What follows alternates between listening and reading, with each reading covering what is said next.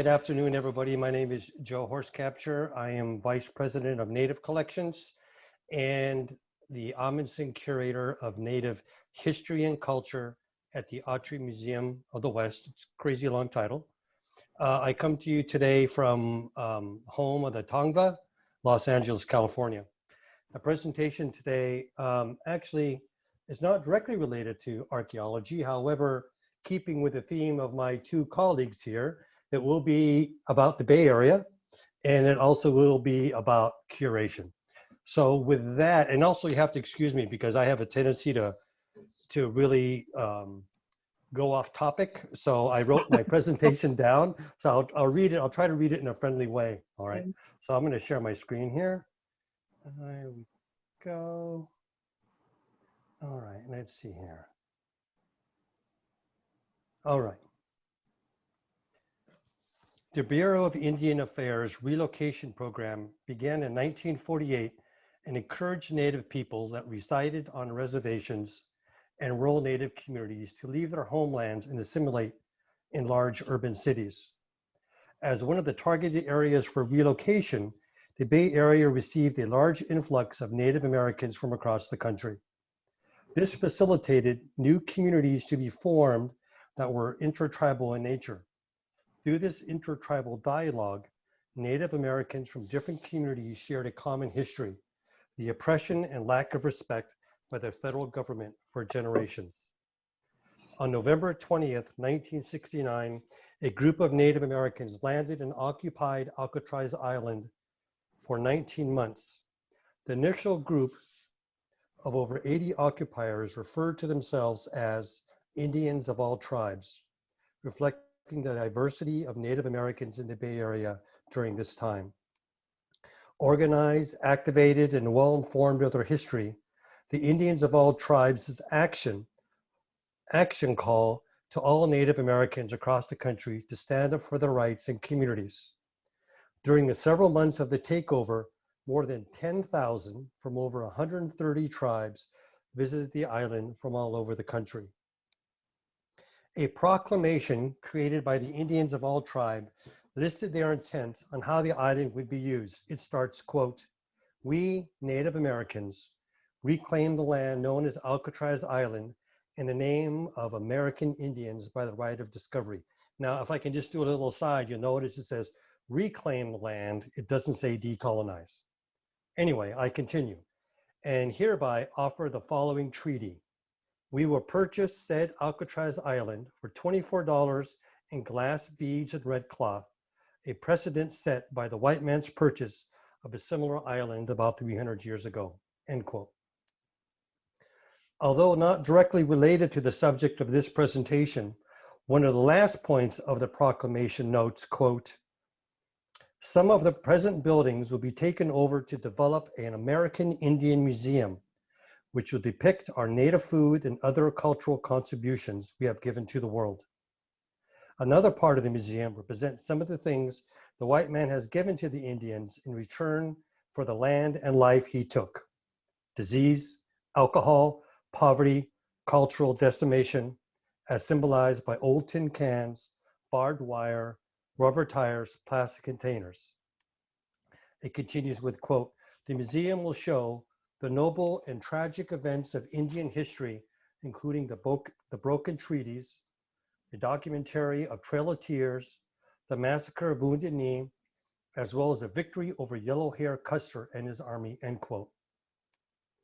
It is clear that early as 1969, Native Americans were fully aware that museums were not presenting and collaborating with Native people in the presentation of their culture.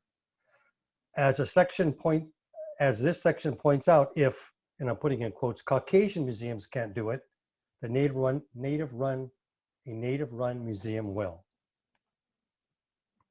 Much of the history of the occupation and its key players have been recorded elsewhere, but one key element of the story has been missing. A logbook of those who visit the island exists and is now presented to the public. Although only a fraction of those that visited the island signed the book, it does provide us greater insight into the diversity and numbers of people who visited and stayed on the island. A brief overview of the 254 pages shows names of Native Americans that are common household names, like Wilma Mankiller and John Trudell. On the first page of the book, Luana Quiniquit, whose Pomo, writes, quote, history.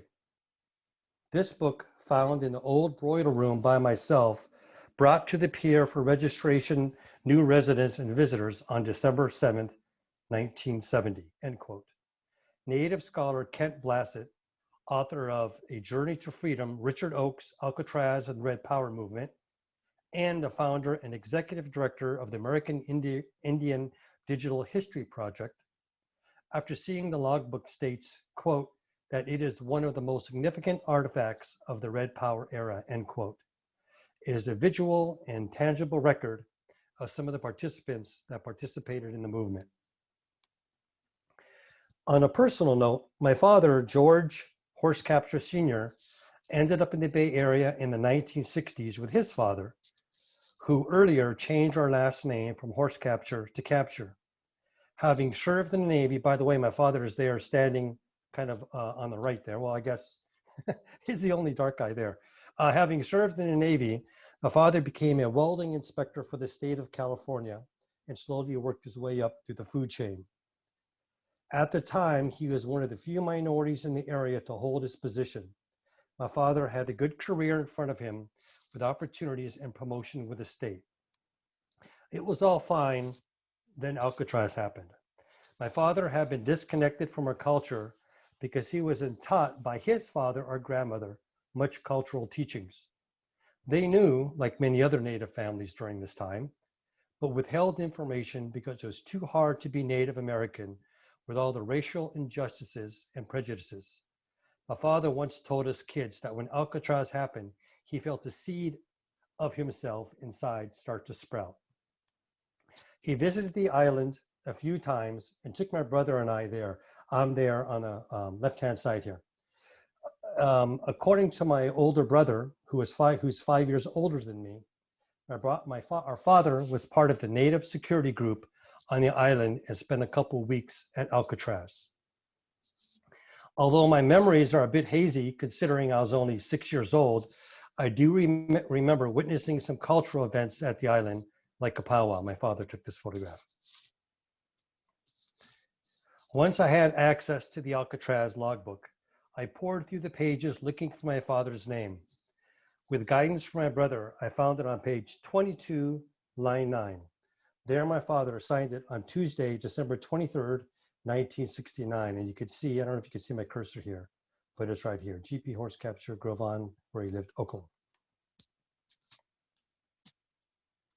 The impact of Alcatraz on our family, led by our father, was profound. He left his great job and enrolled in a local university, which happened to be Berkeley, in the early 1970s. He grew his hair out and wore a headband. He changed our family name back to Horsecapture. Within our family, he is rebuilding what had been damaged. He received his degree in anthropology at Berkeley. Then he moved to Montana, where he eventually received his master's degree at Montana State University in Bozeman, first member of our family to do so. He was the first curator of the Plains Indian Museum in Cody, Wyoming, when they opened their doors in 1979, and one of the first Native curators in the country. After a distinguished career in Cody, he went to the National Museum of the American Indian, where he assisted with the opening of that museum. Furthermore, he brought back our family to ceremony. Through this example, he inspired my older brother and I in so many ways. The impact of the occupation of Alcatraz cannot be overstated. It is considered the first major national occupation for collective indigenous rights and land liberation. This event influenced indigenous takeovers across the country and around the world. Among many Native Americans today, the power of Alcatraz takes on a certain aura, the time when our parents and grandparents set the tone for us to follow, to stand up for our people. This photo was taken as representatives from my tribe arrived at Standing Rock for the occupation. The person on the left in the red vest holding the staff is my older brother. the same brother who we saw in the photo at Alcatraz. I'm sure there are so many stories like this in Indian country, and I hope that having the Alcatraz logbook online, which can be found at the Autry's website, will assist in learning about this critical history for Native people and assist us in rebuilding some of that history. Thank you.